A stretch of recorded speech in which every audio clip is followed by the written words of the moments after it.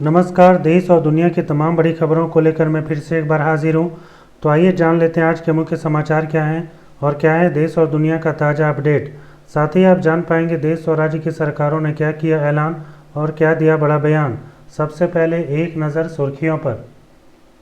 बिहार चुनाव परिणाम, एनडीए को मिला भारी बहुमत। दिल्ली बम धमाका के बाद अल फलाह यूनिवर्सिटी की सदस्यता हुई रद्द। प्रधानमंत्री नरेंद्र मोदी ने दिल्ली में हुए ब्लास्ट के घायलों से पूछा हालचाल। स्मार्टफोन के बाद लोग स्मार्ट टायर को भी देखेंगे। 1 दिसंबर से शुरू हो जाएगा संसद का शीतकालीन सत्र। अब खबरें विस्तार से, लेकिन वीडियो में आगे बढ़ने से पहले कर लीजिए वीडियो को लाइक और चैनल को कर लीजिए सब्सक्राइब, ताकि आप रोजाना काम की खबरों से रूबरू हो सकें। साथ में आप कमेंट में ये भी बताएं कि आप कौन से शहर से इस वीडियो को देख रहे हैं। बिहार विधानसभा चुनाव परिणाम की तस्वीर साफ हो चुकी है। सत्तारूढ़ एनडीए ने तमाम संभावनाओं को दरकिनार करते हुए प्रचंड जीत हासिल की है। एनडीए ने 2/3 से भी ज़्यादा बहुमत के साथ सत्ता में वापसी की है। दूसरी तरफ महागठबंधन को इस बार के चुनाव में न भूलने वाली हार का सामना करना पड़ा है। महागठबंधन के तमाम दल मिलकर 50 सीट भी हासिल नहीं कर सके। तेजस्वी यादव की पार्टी आरजेडी 30 सीट के अंदर सिमट गई, तो कांग्रेस का हाल और भी बुरा रहा।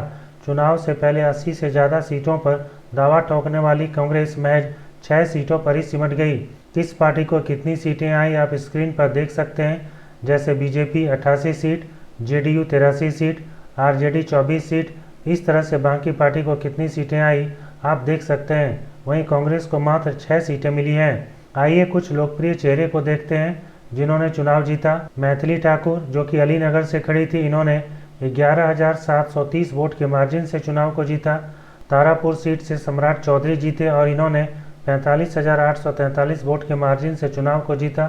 मोकामा सीट से अनंत कुमार सिंह, इन्होंने 28,000 वोटों के मार्जिन से चुनाव को जीता। वहीं संदेश सीट से राधाचरण शाह, इन्होंने सिर्फ 27 वोट के मार्जिन से चुनाव को जीता।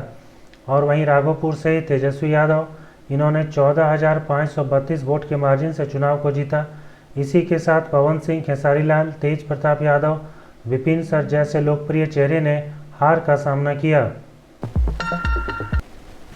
दिल्ली के लाल किला मेट्रो स्टेशन पर हुए धमाके के बाद एसोसिएशन ऑफ इंडियन यूनिवर्सिटी ने हरियाणा के फरीदाबाद स्थित अल फलाह यूनिवर्सिटी की सदस्यता रद्द कर दी है। यह कड़ा कदम विश्वविद्यालय से जुड़े विवादों और जांच एजेंसियों की सक्रियता के बाद उठाया गया है। जांच एजेंसियों ने इस यूनिवर्सिटी से जुड़े कई डॉक्टरों को दिल्ली बम धमाका मामले में हिरासत में लिया है। कभी अपनी बेहतरीन सुविधाओं और उन्नत शिक्षा प्रणाली के लिए जानी जाने वाली अल फलाह यूनिवर्सिटी अब जांच एजेंसियों और मान्यता रद्द होने के कारण सुर्खियों में है। इस बीच अल फलाह यूनिवर्सिटी के विवादों में आने के बाद उसके मान्यता को लेकर सवाल उठने लगे हैं। अल फलाह यूनिवर्सिटी के खिलाफ अगर सबूत मिलेगा तब यूनिवर्सिटी के मान्यता पर भी असर पड़ सकता है।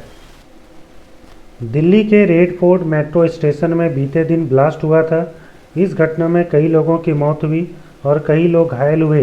प्रधानमंत्री मोदी भूटान की यात्रा पर थे। वहां से लौटने के साथ ही सीधे घायलों का हालचाल लेने के लिए अस्पताल पहुंचे। वहां पर प्रधानमंत्री मोदी ने दिल्ली धमाकों में घायल हुए लोगों से मुलाकात की और उनके परिवार वालों से भी भेंट की। आपको बता दें कि सोमवार शाम को रेड फोर्ट के पास धमाका हुआ, जिसमें 9 लोगों की जान चली गई और दर्जन भर घायल हो गए थे। धमाका इतना जोरदार था कि आसपास की गाड़ियां जल गई और माहौल में अफरा तफरी मच गई। पुलिस ने इसे आतंकी हमला मानते हुए यूपीए के तहत केस दर्ज किया है। अभी तक जांच में कानपुर और कश्मीर के संदिग्ध के नाम सामने आए हैं। पीएम मोदी 11-12 नवंबर को भूटान में थे, जहां उन्होंने किंग का 17वां जन्मदिन मनाया। लेकिन धमाके की घटना को सुनने के बाद वे सीधे अस्पताल पहुंचे। उन्होंने कहा कि घायलों के साथ हूं और दोषियों को बख्शा नहीं जाएगा। पहले जहां लोग smartphone, smart watch, smart bulb का उपयोग करते थे, वहीं अब लोग स्मार्ट टायर का भी इस्तेमाल करेंगे। इस टायर को जेके टायर ने खुद डिज़ाइन किया है। आपको बता दें कि इस टायर में सेंसर्स टायर के अंदर फिट किए गए हैं, जिससे टायर में कोई भी गड़बड़ी होने पर इसकी जानकारी ड्राइवर को मिलेगी। कोई भी गड़बड़ी का मतलब जैसे हवा का दबाव कम होना, तापमान बढ़ना या हवा का लीकेज होना, यह सब कुछ अगर टायर में होता है तो इसकी जानकारी रियल टाइम यानी उसी समय ड्राइवर को मिल जाएगी। राष्ट्रपति ने शीतकालीन सत्र को 1 दिसंबर से शुरू करने की अनुमति दे दी है।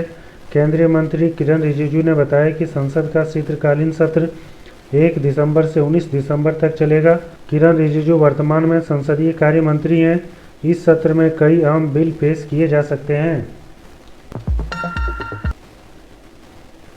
बीते दिन देश के वित्त मंत्री निर्मला सीतारमण ने कहा कि सरकार बड़े और विश्व स्तर के बैंक का विलय करने के लिए आरबीआई और बैंकिंग सेक्टर के लोगों से बातचीत कर रही है। सरकार कई छोटे छोटे बैंकों को बड़े बैंक में मिलाने के बारे में सोच रही है। इससे सरकारी बैंकों की संख्या कम हो जाएगी, लेकिन बैंकों का आकार बढ़ जाएगा। वित्त मंत्री ने आगे कहा कि सरकार को इस बारे में बैंकों के साथ बातचीत करके यह समझना होगा कि वे किस तरह से इस काम को पूरा करना चाहते हैं।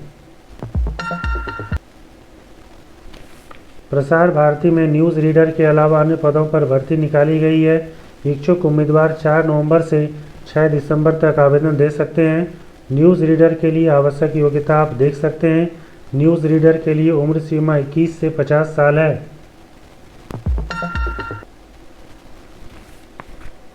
DRI यानी राजस्व खुफिया निदेशालय ने ऑपरेशन बुलियन ब्लेज के तहत मुंबई में सोने की तस्करी, उसे गुप्त भट्टियों में पिघलाने और परिष्कृत सोने को अवैध रूप से ग्रे मार्केट में बेचने में शामिल एक गिरोह का पर्दाफाश किया है। दोनों भट्टियों में तस्करी किए गए सोने को मोम और अन्य रूपों में बदलने के लिए पूरी व्यवस्था थी। अधिकारियों ने कार्रवाई करते हुए भट्टी चलाने वाले लोगों को हिरासत में लिया है। इसी तरह से देश की छोटी बड़ी घटनाओं को जानने के लिए आप इस वीडियो को लाइक और शेयर, साथ ही साथ इस चैनल को सब्सक्राइब कर सकते हैं।